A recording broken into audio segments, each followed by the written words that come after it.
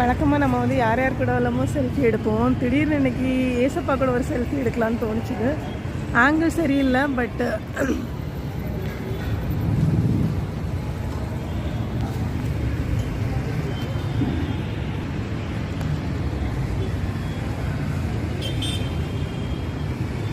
குரோம்பேட்டில் இருக்கிற அழகான அமலை அன்னை ஆலயம்,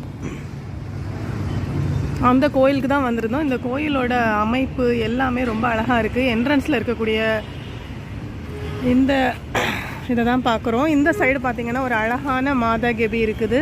கூடவே ஒரு நற்கரணை ஆராதனை பண்ணுற ரொம்ப குவைட்டான ஒரு பிளேஸ் இந்த சைடு இருக்குது. போய் தியானம் பண்ணணுன்னா பண்ணலாம். திருமண தகவல் நிலையம் இருக்குது. மெயின் ரோடு குரோம்பேட்டில் இருக்குது. ரொம்ப பீஸ்ஃபுல்லான சர்ச்சு.